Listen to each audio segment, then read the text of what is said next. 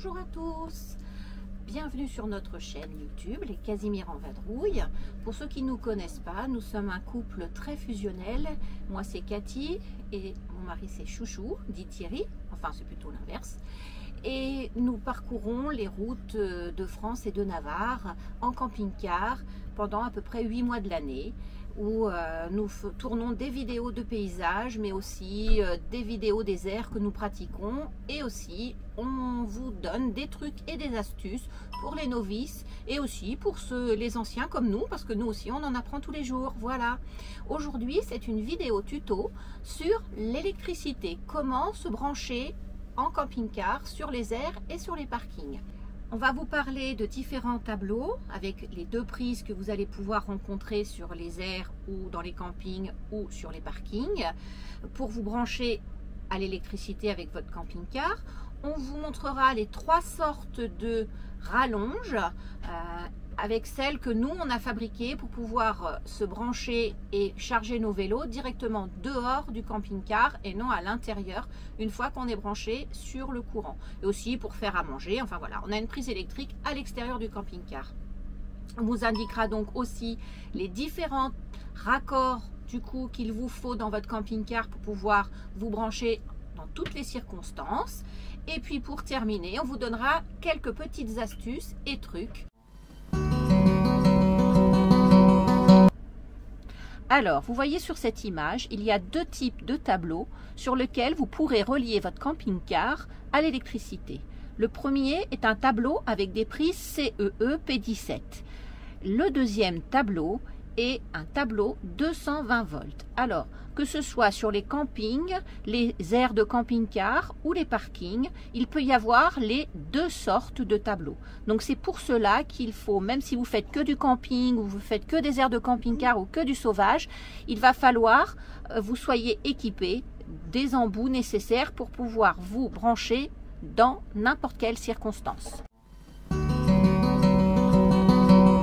Alors, comme vous voyez à l'image, vous avez la première sorte de rallonge électrique que vous pouvez acheter donc dans les grandes surfaces spécialisées camping-car ou sur le net, avec 2 prises, une mâle et une femelle, des prises CEE P17. Soit vous avez donc là sur la deuxième image, vous avez une rallonge classique que l'on peut acheter dans les jardineries, aussi sur le net. Ce sont des rallonges pour le jardin. Et vous avez la 3e sorte de rallonge que nous, on a fabriquée pour pouvoir avoir une prise extérieure, comme je vous expliquais au début, une prise extérieure pour pouvoir se brancher et donc recharger nos vélos, ainsi que de faire de la cuisine avec notre plancha électrique. Donc elle est composée de du deuxième style de rallonge, et à l'autre bout, on a enlevé la prise femelle et on y a mis une prise, ce qu'on appelle une prise volante. Alors je vous mettrai vraiment le nom de la prise pour pouvoir, si vous voulez l'acheter. Il existe soit sur le net, soit dans les Narbonne accessoires ou autres magasins de camping-car, mais sur le net elle est beaucoup moins chère. Voilà. Donc on a fait ça, comme ça nous permet d'avoir une prise à l'extérieur du camping-car pour se brancher, une prise 220 traditionnelle. Pour les types de raccords, vous avez ce raccord, cet adaptateur numéro 1, donc vous verrez qui est composé de fiche femelle CE P17 et à l'autre bout une fiche mâle 220 volts. Donc ça c'est le premier adaptateur que vous devrez acheter. Le deuxième adaptateur est composé d'un raccord fiche mâle CE P17 et d'une prise femelle 220 à l'autre bout. Je vais vous expliquer maintenant dans quelles circonstances on va utiliser ces 2 adaptateurs. Le premier cas que vous avez, donc votre camping-car, lui, ça restera toujours pareil. Vous avez toujours la même prise, hein, vous changez pas à moins que vous changiez de camping-car, mais de toute façon c'est assez standard. Vous aurez une prise P17 CEE mâle, Donc, il faut toujours se brancher avec une prise femelle. Voilà. Donc, si vous utilisez ce style de rallonge, vous pourrez brancher donc votre côté femelle à votre camping-car. Si vous vous trouvez sur un parking ou une aire ou un camping qui a un tableau avec des fiches P17CEE, vous pourrez vous brancher directement à l'autre extrémité. Par contre, si vous avez un tableau avec des prises 220 volts comme à la maison, il faudra utiliser l'adaptateur numéro 2 avec la fiche femelle que vous allez mettre sur votre rallonge et l'autre bout de l'adaptateur sur le compteur. Le deuxième cas, vous avez acheté une rallonge traditionnelle, soit sans enrouleur, soit avec un enrouleur, avec deux prises de chaque côté, mâle et femelle, en 220. Et bien là, il vous faudra un premier adaptateur, qui est l'adaptateur numéro 1, avec une prise femelle CEE-P17 pour brancher sur votre camping-car et brancher votre rallonge sur l'autre embout de l'adaptateur qui est une fiche 220 mâle. À l'autre bout de la rallonge, si c'est un tableau en 220 comme à la maison, pas de souci, pas besoin d'adaptateur, vous pouvez vous brancher l'extrémité de votre rallonge directement sur le compteur. Par contre, si c'est un compteur P17 avec des normes CEE, eh bien il faudra utiliser l'adaptateur numéro 2 avec la prise femelle 220 que vous branchez à l'extrémité de votre rallonge et la fiche P17 CEE dans le compteur. Ensuite, il y a encore une troisième rallonge que je vous ai montré, que nous on utilise parce que c'est très pratique pour charger nos vélos électriques et aussi faire les repas. Donc pour pouvoir brancher notre plancha ou notre bouilloire électrique quand on prend le petit déjeuner dehors, etc. Et ça évite, déjà vous prenez directement du compteur à votre appareil, ça ne passe pas par le camping-car. Du coup, pas besoin de mettre de prise qui sort par la fenêtre ou par la porte, enfin de rallonge, pardon, et puis ça protège un petit peu votre système. Donc cette prise, c'est une prise volante. Elle est adaptée avec une prise femelle que vous allez pouvoir brancher sur votre camping-car. Alors, elle se vend sans fil. Donc nous, on a pris cette fameuse rallonge jardin que l'on a coupée. On a enlevé la prise femelle et on a mis cette prise femelle P17CEE volante sur l'extrémité de notre rallonge. Comme ça, on peut se brancher directement. Ensuite, à l'autre bout, c'est le même système que pour la rallonge orange. Soit vous utilisez l'adaptateur numéro 2 pour vous brancher sur un compteur P17CEE, soit c'est un compteur comme à la maison, vous pourrez vous brancher directement sur ce compteur. Alors voilà pour l'explication du branchement. Maintenant, on va passer aux astuces.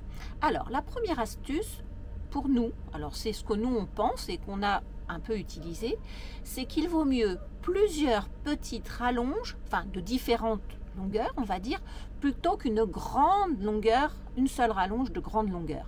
Pourquoi?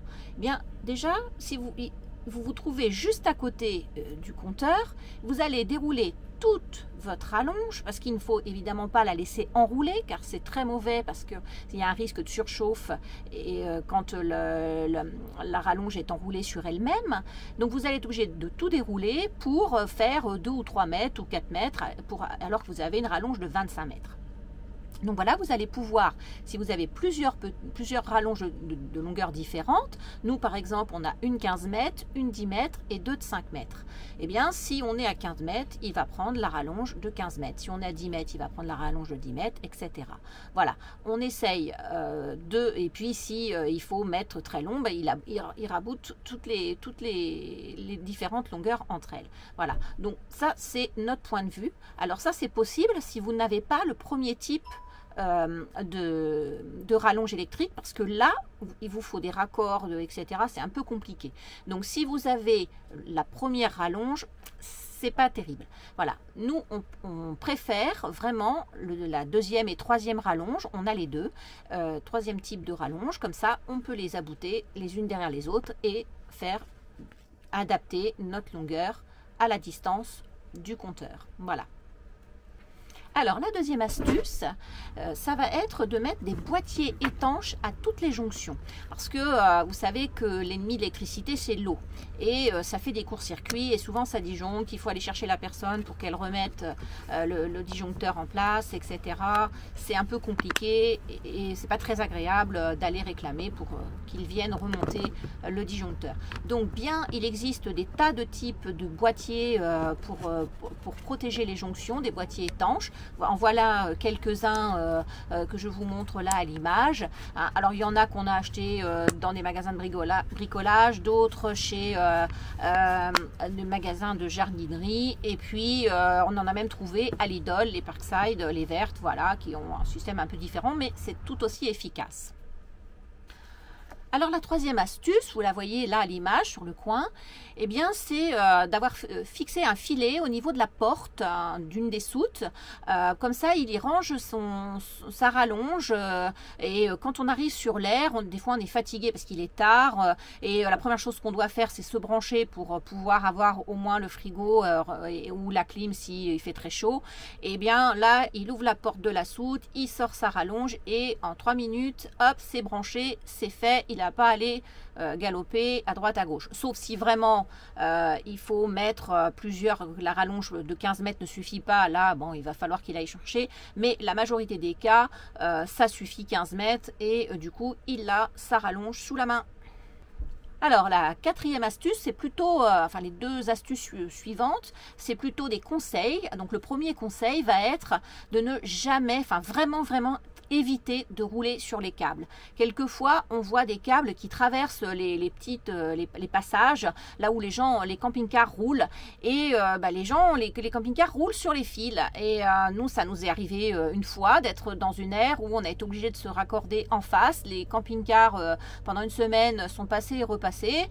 Ça n'a rien fait, seulement au bout de 2-3 fois qu'on a ressorti la rallonge, et bien un jour, il n'y avait plus rien. Parce qu'à force, les filaments se sont abîmés et la rallonge était sectionnée. Je vous défie de trouver où c'est parce que on a été obligé de jeter la rallonge de 15 mètres parce qu'elle était plus efficace. Donc vraiment, évitez, vous, en reculant ou en mettant les cales, ou de traverser les chemins avec votre rallonge et pour éviter de rouler dessus. Et le cinquième conseil, ça va être de ne jamais démarrer votre moteur lorsque vous avez votre prise électrique, votre camping-car est relié à l'électricité. Voilà, alors c'est très rare, mais quelquefois on met l'électricité, d'un seul coup on s'aperçoit qu'on n'est pas tout à fait de niveau, donc on va sortir les cales, on remet le moteur, on démarre, on monte sur les cales, alors qu'on est branché à l'électricité. Franchement, c'est très mauvais pour le système électrique de votre camping-car. Bon, si vous le faites une fois parce que ça vous est arrivé, voilà, c'est fait, c'est pas grave. Mais il faut vraiment être vigilant à ça et de ne jamais démarrer le moteur pour x, y raison lorsque vous êtes branché à l'électricité extérieure. Voilà, j'espère que toute cette explication vous a permis de vous y retrouver, que ça a été clair pour vous, que les conseils, les astuces vont vous être utiles, même si on a une, tant mieux, c'est toujours ça. Et puis, si vous avez d'autres astuces ou trucs, n'hésitez pas à nous les mettre en commentaire, parce que nous aussi, on en apprend tous les jours et on est aussi friands de tous les trucs et astuces des autres. Voilà, je vous remercie. N'oubliez pas de cliquer sur la petite case si vous n'êtes pas abonné. Et si ça vous a plu, de mettre un petit pouce et un commentaire, ça sera encore mieux. Voilà, Thierry se joint à moi pour vous dire à la prochaine vidéo qui sera normalement dans une journée. À bientôt.